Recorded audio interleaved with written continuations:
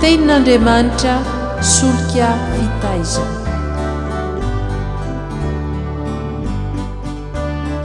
Fandaharana atolotry ny radio teny fiainana miaraka amin'ny fikambanana hira sy filazantsara.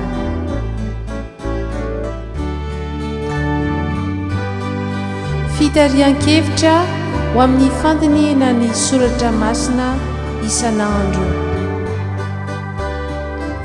Fa tsy menatra ny filazantsara ao fa herin'Andriamanitra ho famonjena izay rehetra mino izany. Ny tenin'Andriamanitra solika fitaiza.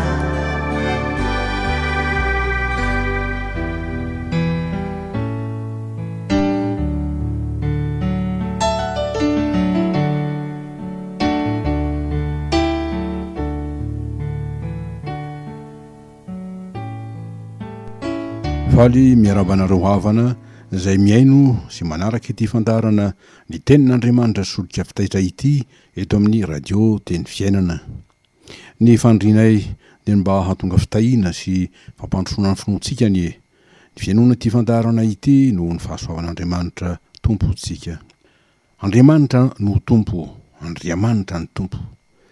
Izany no lohahevi-dehibe izay omena antsika mandritra ity herinandro lasa vaovao ity ary dia matoky sy mangataka ny fitarian'ny fanahy masina isika riavana. Mba homba antsika mandrakariva handraisantsika ny votoatiny ny hafatra izay ampitain'ny tompo amintsika. Inona no hevitra ankapobe entiny hoe Andriamanitra no tompo. Raha ny sofina mandray izany dia ampoizina fa tsy dia tokony nisy ny ady hevitra ny amin'ny mahatompo an'Andriamanitra satria izany indrindra no maha-Andriamanitra azy, fa izy no nahary sy nampisy izao rehetra izao, ary izany dia tamin'ny alalan'ny teniny, araka ny voasoratra hoe amin'ny anaran'ny tompo, tamin'ny voalohany ny teny, ary ny teny tao amin'Andriamanitra, ary ny teny dia Andriamanitra. Izy dia tao amin'Andriamanitra tamin'ny voalohany, izy no naharina ny zavatra rehetra, ary raha tsy izy dia tsy nisy naharina izao zavatra ary izao na dia iray aza. Izy no nisim-piainana ary ny fiainana no fanazavana ny olona. Razantsara Jaona toko voalohany, ny andininy voalohany ka hatramin'ny 7.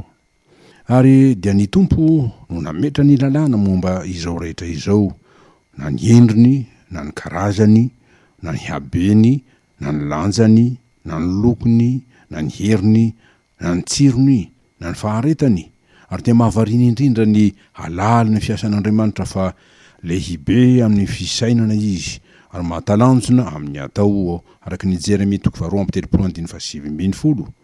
Fa na dia eo aza ny hamaroan'ny zavatra vitany dia tsy misy mitovy izy ireny, ary na dia mety hisy fitovizana ihany aza indraindray dia tsy misy kosa ny sahala.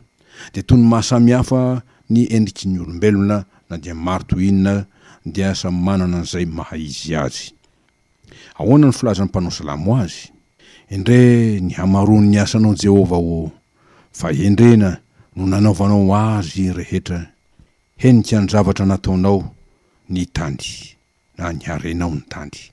Indro ny ranomasina sady lehibe no malalaka andy no misy zava mihetsiketsiky tsy tamboisaina dia zava-miaina na kely na lehibe. Salamo 4:7 zany, 4:7 sy 5:20.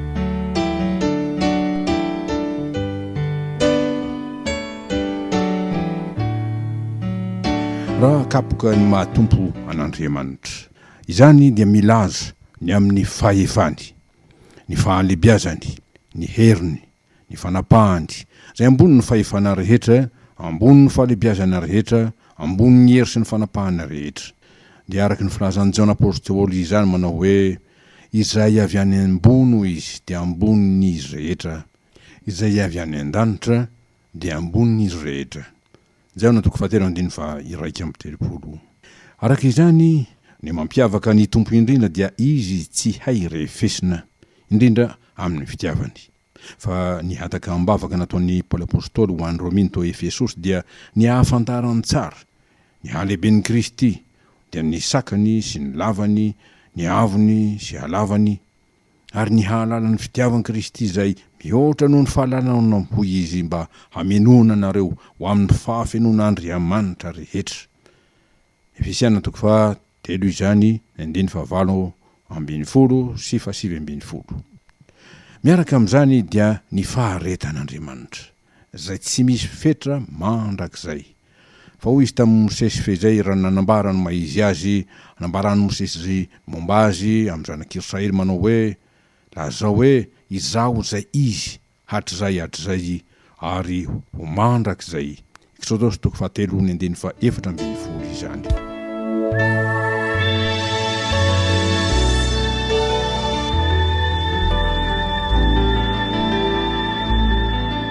Inona rehefa izany ny antony mahasahirana ny olona? Satria misy ny sahiran-tsaina ny mahatompo ny tompo, ary indrindra ny mahatompo tokana n'Andriamanitra. Teo anivon'ny tantarany zanak'olombelona ary mandraka ankehitriny aza dia hita fa misy ny nanandrana ny anohintohina ny mahatompo an'Andriamanitra, na dia fantatra loatra aza fa toy ny atody miady amam-bato ihany zany. Izany dia vokatry ny fiantsiana ataon'ny olona sasany mba hitovy sata amin'Andriamanitra izy, na koa noho izy te hanohitra azy mihitsy aza. Raha isika nazavan'izany ny tenin'ny apôstôly manao hoe izay avy any ambony hoy izy, dia ambony izy rehetra ary izay avy amin'ny tany dia avy amin'ny tany, ka ny momba ny ety an-tany ihany no lazainy. Jana 3:1-7. Koa amin'izany ny tany dia manohitra ny lanitra, na ny avy aty ambany manohitra ny avy any ambony. Azo antikan'izany ny tenin'ny Paoly amin'ny Galatiana manao hoe fa ny nofo izy manohitra ny fanahy, ary ny fanahy manohitra ny nofo, ary mifanohitra izy roa mba tsy azonareo manao izay zavatra tianareo dia ny sitraponareo izany. Galatiana 5:17. Raha ny soratra masina nozohina dia azo tondrona ireto trangan-javatra sy vanim-potoana manaraka ireto izay nanamarika ny tantara. Teo ny nandavany Damaseva ny tenin'ny tompo tao Edena, fantatritsika loatra zany, ary niteraka fahavoazana lehibe, dia ny fisarahana sy ny fiafenana tsy fanehitra amin'ny tavan'Andriamanitra. Ny nafahany voninahitra izy ireo raha teo araka ny Genesis 1. Teo ny ezaka izay nentin'ny zanak'olombelona hananganana ny tilikambo tao Babela mba hanaka-danitra araka ny Genesis 2:1-9. Ary teo indrindra ny fanamboaran'Andriamanikafa Iankofana dia ilay omby lahy-kely volamena tao Oreba raha Mosesy niakatra hakany didi folo, araka ny Exodosy 2:1-4. Ny feny zany rehetra zany dia nasehon'Andriamanitra mba azy ny fandidiana, izy no tompon'ny teny farany, dia nanariny maditra, narodany tilikambo, montsany ny sampy volamena.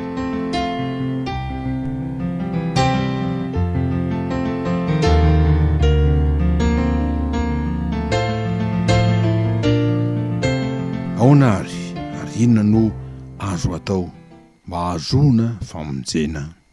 Raha ny maolona fotsiny dia fantatritsika loatra ry havana fa sarotra ary tsy haikory ny saintsaina ny havonjen'ny olona amin'ny herin'ny tena samy rery. Ary dia tsaroana itondrina ny tenin'ny Paoly apôstôly manao hoe indrisy olo mahantraho, iza no hanafaka ahy amin'ity tena ny fahafatesana ity. Araka ny epistily ho Rômanina 7:4.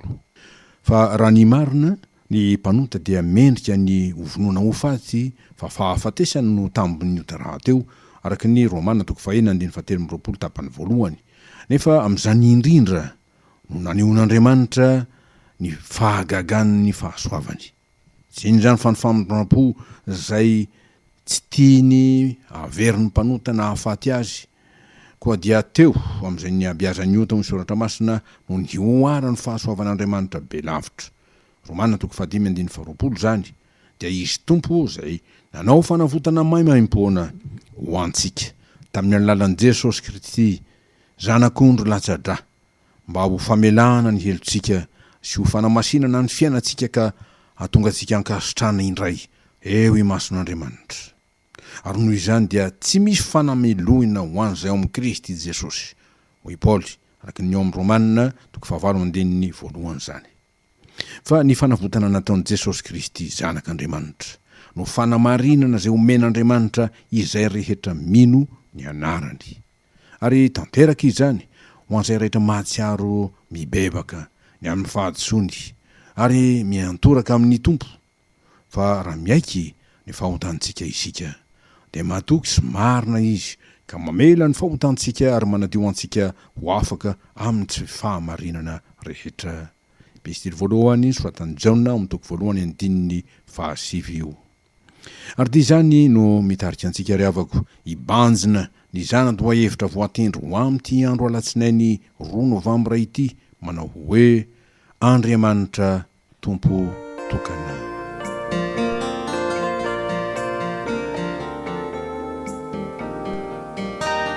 Andriamanitra tompo tokana dia araka ny teny manao hoe amin'ny anaran'ny tompo, izaho no voalohany hoy izy ary izaho no farany, ka tsy misy Andriamanitra afa-tsy izaho.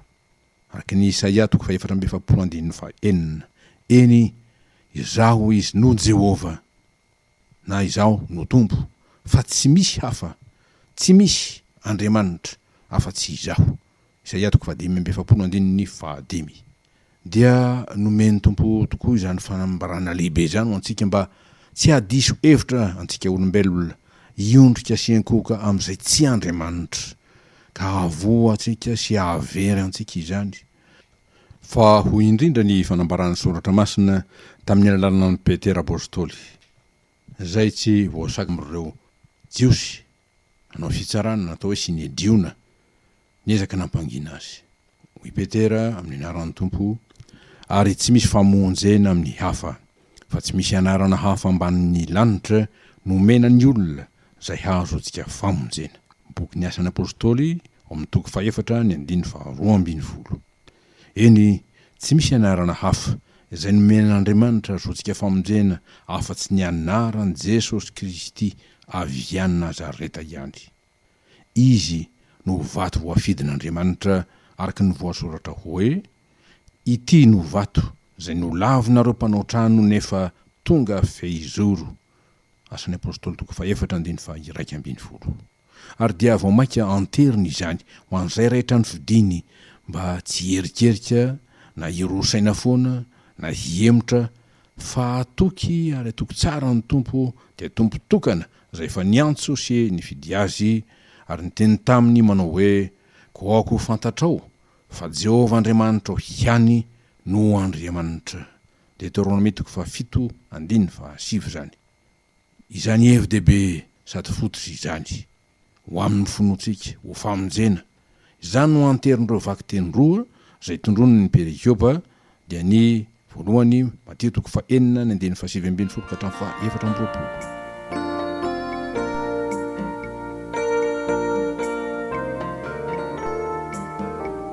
Votoatiny ny mino dia olon'ny lanitra fa tsy olon'ny tany, ka miariarena ao amin'Andriamanitra sy ho amin'ny fanjakan'Andriamanitra. Izay no ametrahany ny fony sy ny fanantenany. Araka ny teny Jesosy manao hoe fa izay toerany harenao dia ho any koa ny fonao. Mateo 5:1. Ary amin'izany dia taominy izy, ampahereziny izy, hiazona ny safidiny sy ny fanapahan-keviny ho an'ny tompo amin'ny fomba hentitra sy matotra. Fa hoy Jesosy, tsy misy olona mahay manompo tompo roa, fa ny anankiray ho halany ary ny anankiray ho tiany, ny anankiray ho mbany ary ny anankiray ho amavoiny. Tsy mahay manompo an'Andriamanitra sy mamona na ny arena hianareo izy. Teny fampitandremana indrindra ry havana ny amin'ny fitiavam-bola, izay fototry ny ratsy rehetra hoy ny soratra masina, ary antony mahatonga ny fahatezeran'Andriamanitra sy ny fitsarany. Araka ny Timoty 2:4-10 fa ny fitiavam-bola mihoatra noho ny fitiavana an'Andriamanitra dia fanompotsampy izay fady indrindra, hoy Petera apôstôly. Ny vaky teny faharoa ny Deutéronome 7:7-9. Teny milaza fa Andriamanitra izay fananao fanekena amin'ny olony izay nantsonitry ny raisoman'ny tenany dia Andriamanitra marina sy mahatoky ka tsy mivadika amin'ny fanekeny ary mitahiry famotrampo izay ahatonga fitahiana ho an'izay tia azy izy sy ho an'ny taranany arivo mandimby. Fa masina indrindra koa izy ka tsy mitaredretra hanao famaliana izay rehetra mandrafy azy dia izay miantsy azy foana amin'ny fanindraindrahana ny sampy tsy miteny sy ny Andriamanitsy izy ary ny fomba ratsy fanao ka miteny manao hoe Andriamanitra ngahita izany ankory. Hoy ny tenin'Andriamanitra, Andriamanitra tsy azo vazovaziana fa izay afafin'ny olona no ojinjany. Galatiana 5:7. Ko mamoaza ry havana ny vomiendrika ny fibebahana hahatonga fiainana ary fiainana mandrakizay avy amin'Andriamanitra tompotokana ao amin'ny anaran'i Jesosy Kristy zanaka ho voninahitry ny ray hatramin'izao mandrakizay. Amen.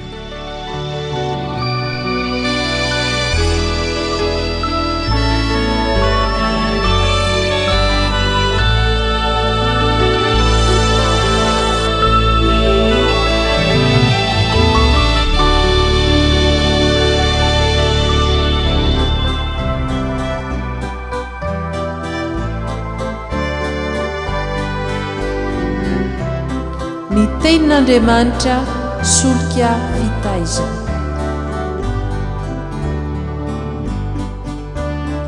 Fandaharana atolotry ny radio teny fiainana miaraka amin'ny fikambanana hira sy filazantsara.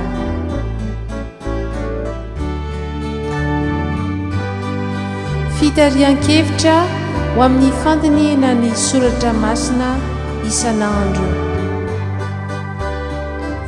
Fa tsy menatra ny filazantsara ao fa herin'Andriamanitra ho famonjena izay rehetra mino izany. Ny tenin'Andriamanitra solika fitaizana.